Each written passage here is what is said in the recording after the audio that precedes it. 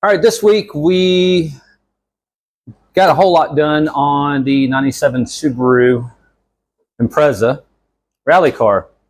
As you can probably tell, there's a whole lot less going on underneath the hood now. We've pulled pretty much almost every harness out of it so far. There is one of the cabin harnesses still in, dash harness stuff, but I have pulled a lot from it to try to sort through that, work it out. Found a lot of issues with the engine harness as well. Ended up being it just pulling the intake manifold and pulling it off completely.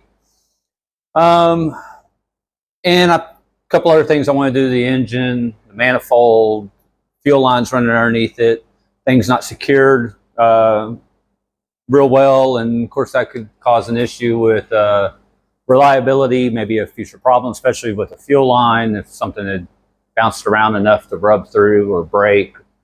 Now you got a fuel hazard on your hands. That's something you don't want to be out in the middle of the woods on a stage and have your car catch on fire.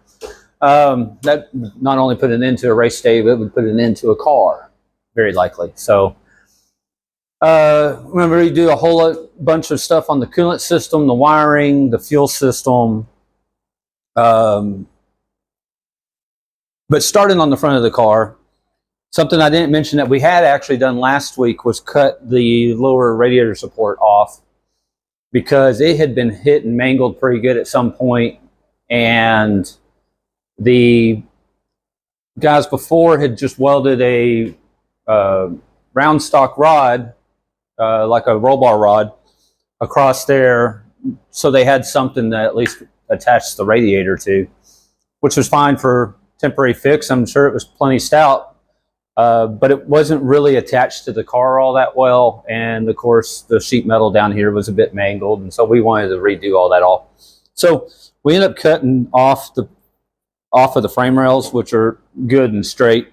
So we're going to build boxes here with a bolt-on bar in the middle. So the bumper support and the lower radiator support both bolt in and out, so you could always get them out of your way. They're serviceable, replaceable, and the boxes that are going to be here are going to be very stout, well supported, have a angled triangulation support going to the back, and will come all the way up to the frame rail up here, and box that in too. So going to add some strength to the front, still keeping the crumple zone or whatever, but in this area where that can get pushed back, but it would have a whole lot of strength, as of if it got hit just from coming down low, it isn't going to just fold it all up. And I'm sure that's what happened before. It's probably coming down nose heavy. That's just pushing that radiator and the radiator support back. So it at least adds some support and some strength, especially for the skid plate and everything to bolt to. Getting to the front of the engine, I'm talking about how I took the whole top side of the engine apart so I could get to everything there. Fuel lines, the fuel rails that run underneath the intake manifold weren't really secured or held down at all, so they're moving and whatnot. That's a fuel hazard, fire hazard. The harness had just kind of been laid in there, wasn't really tied in and secured. There were some places where wires were exposed and not sheathed and protected properly, so I just pulled the whole harness out. I'm going to go through it, rework it, secure it properly, and also put it to where it's not necessarily underneath the intake manifold, so it's serviceable. So I'll probably run it around the backside of the intake manifold and make it to where you could easily take it on and off without having to take half the engine apart. That's really, when I put a race car together, that's one thing I really consider, or what's in the way of being able to get to the serviceable items. Doing spark plugs on this would have even been a pain in the ass because there's so much stuff in the way, whether it was power steering lines, cooler lines, the harness, whatever. These are things you should be able to get to very quickly, very easily, especially when you're at the track or in service. You need to be able to get to these things very quickly and easily so you can work on things. So I always consider that when I'm designing, building, putting things together. And that was one thing that was obviously not on the forefront of, I guess, other people's mind when putting this together. Having everything serviceable, like the harness, the fuel lines, coolant lines, stuff like that, is something you really have to consider. Because if you've got, pinch permanent clamps, or things are run on top of or underneath things, then you can't easily access them, can't easily access them. And so that makes it a much harder task or an impossible task to repair anything when you're at the track, at the races. So that's something you have to take into consideration when you're building a car and designing the layout of a car.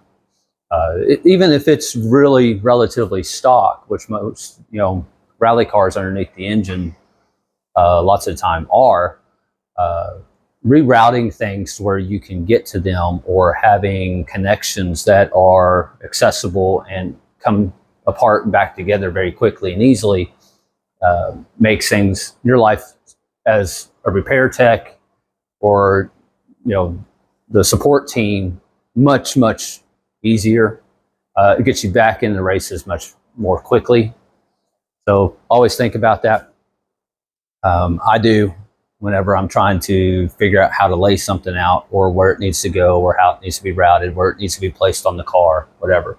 So while we're here at the front of the motor, beyond things that were related to the intake manifold, actually, while we're talking about the intake manifold, because this did have a different harness and stuff in it, they did also go with a different throttle body, which the ISC, the idle speed control motor, is actually on the throttle body on this, but the intake manifold was not designed for that. And so they had made a adapter plate which blocked off where the map sensor actually used to read or mount and read on this throttle body. So that didn't work. So that's another problem I'll touch base on in a minute. But in order for the idle speed control motor to be used on the intake manifold that was on this motor, they had made this block off plate, but then drilled holes through it, and of course through the gasket, and then drilled a bunch of little bitty holes in the intake manifold so this idle speed control motor could breathe into the intake manifold. The holes really aren't anywhere close to as big as the opening on the throttle body, which alone could be a restriction and have idle issues. Maybe the computer struggling to figure out where to open, or where to keep the idle speed control motor open to get it to idle properly, which the car wasn't, at least in the short time we messed with it, it wasn't very happy about idling. And so that's one possibility, contributing factor. Another thing I noticed as I took it apart was that it wasn't maintaining fuel pressure with key off. So the fuel is just draining right back to the tank. So that create a long crank, hard start issue. But going back to the throttle body and the intake manifold, it's not a very clean install. It's not very efficient in the way it's supposed to work. So I'm going to solve that problem so we can maybe resolve any starting issues or idling issues, along with the fuel pressure drain back issue. So I'm going to figure out what I can do about that and solve that problem. But then with taking care of the harness, the fuel lines, the throttle body, I took the intake manifold off to move a lot of that, access a lot of that, and realized the cylinder heads have actually been ported, and a port match to the gasket fairly decent, but the port work inside these cylinder heads is a very, put it nicely, an amateur job. They left a lot to be desired as of the quality of the port work. Is it fine the way it is? Yes. Is it a good port job? No. And I could go into a whole nother video about proper port work and what kind of finish you want on inside the ports, where to take material away and how to shape it and all that. There's a ton of people who are, I say a ton of people, there's a handful of people who have really, really good quality videos about that already. I don't know about necessarily specifically on Subaru heads, but you can find people who do excellent instructional videos and educational videos on proper port work and what that should look like. And if I threw a video together on that, I could. And that would maybe be something, if you guys want me to, let me know, I could kind of dive into. But for now, I'm just going to say there was a lot left to be desired on the port work on this. I'm not going to touch it. That would require pulling the heads, stripping them down, working on them, putting the motor back together. The motor runs fine. I'm not going to interfere with that. So maybe at some point I can do a Subaru, head port job or something like that, but not right now, or not on this motor. So then I moved to the front of the motor, and I took the timing covers off at first just to inspect everything and see how things look. And I'm glad I did. The first thing I noticed was that the timing cover was actually getting a little rubbed on, and that the seals on it were not in place properly. The issue I found there was that someone had, I guess, reused old seals, even though there's not really fluid retainment or anything being held back. But those timing covers have a rubber seal on them to seal them to the block and the cylinder heads. One section is actually missing the back piece that mates to.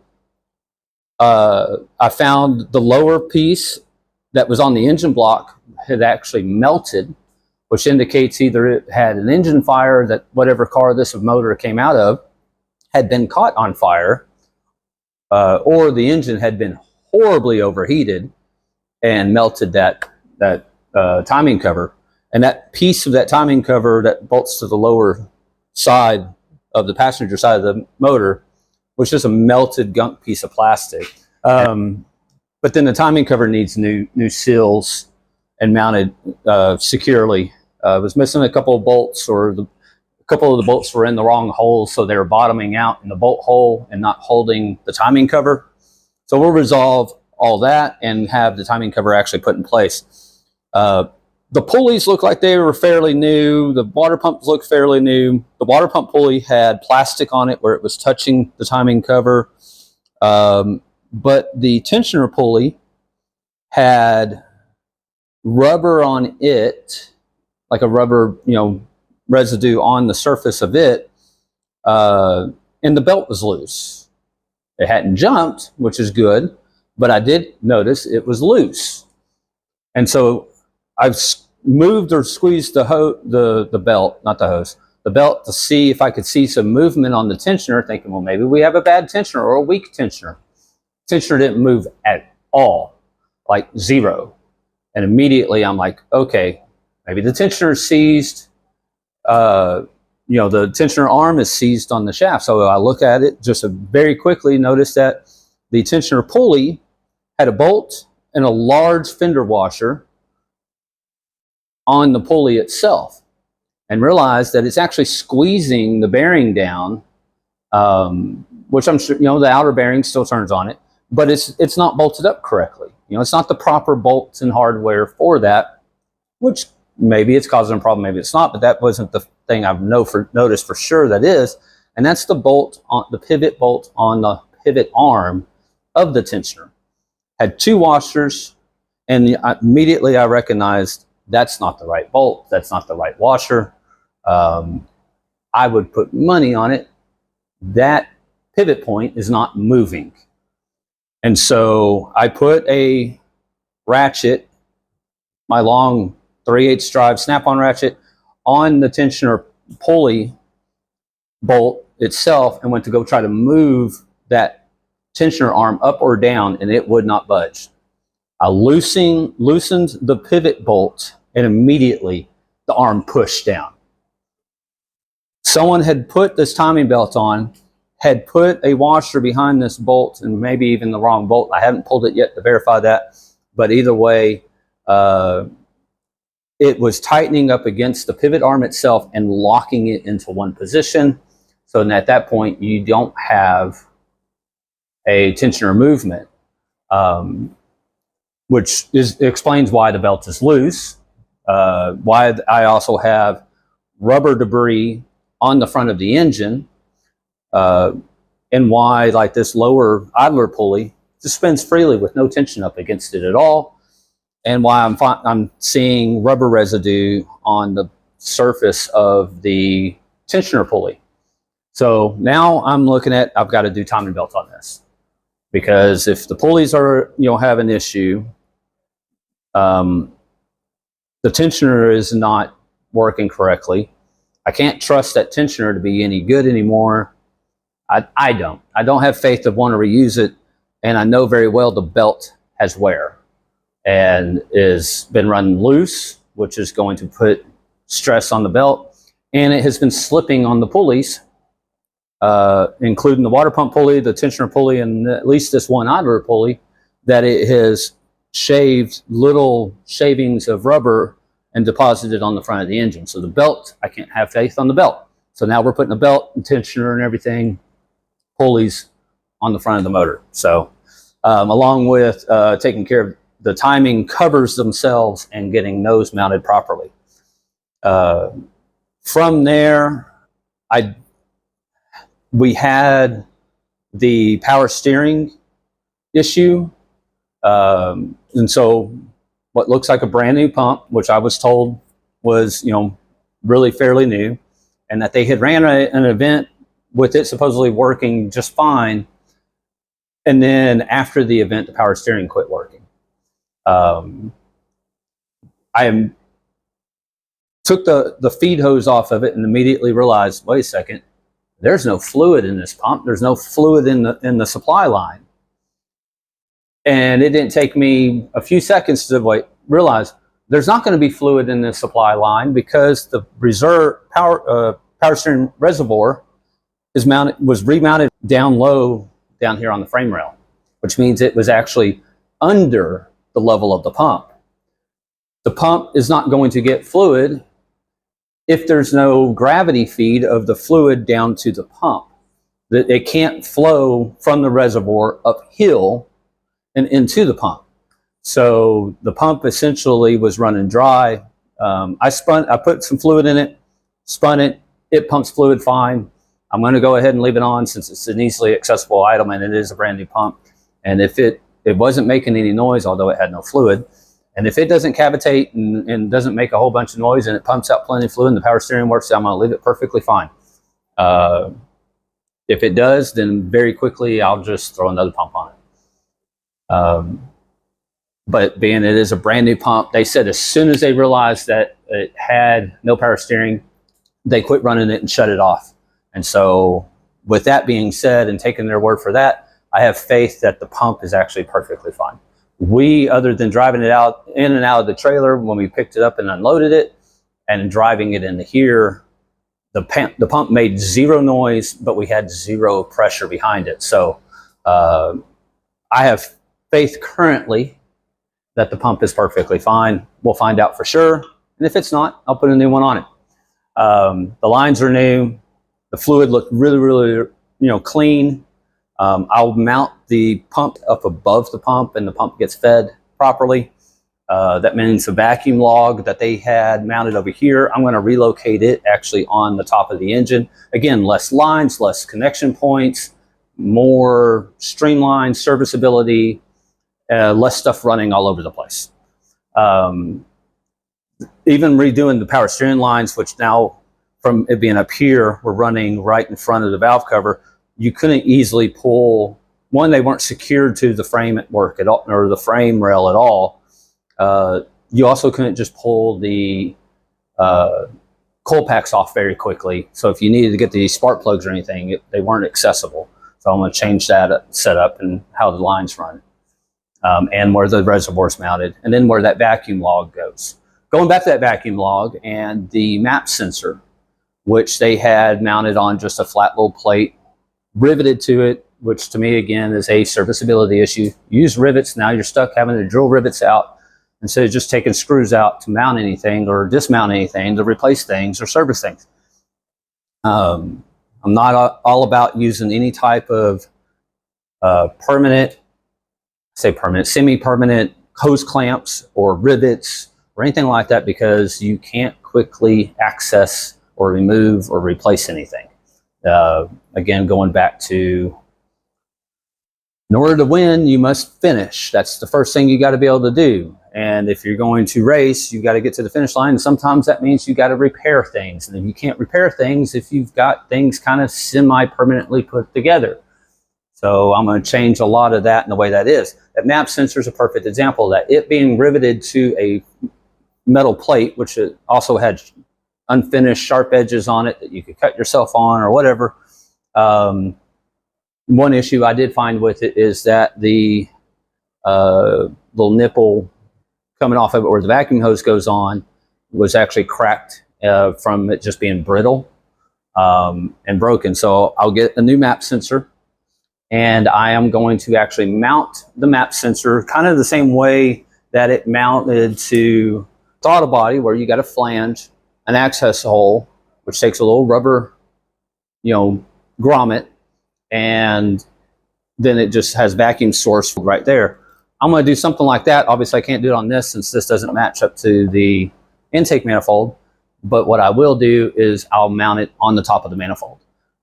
Drill 3 holes, tap 2 of them, so you have mounting screws that go into the manifold itself, and then the hole for the map sensor to drop into with a rubber grommet.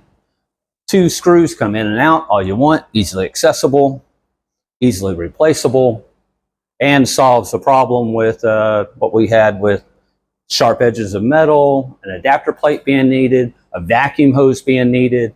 It's a process of removing things, failure points, a hazard, one less complication, one less screw, mounting something to the manifold, all kinds of stuff. So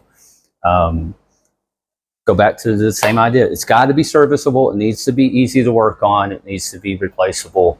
It needs to be able to fix it and get you right back out on the track. So that's kind of where we're at with working on the engine. And I guess I'll kind of leave that there on this video. We've done some work to the harness and the interior of the car and the roll cage and the rear body work, and we've got more to go.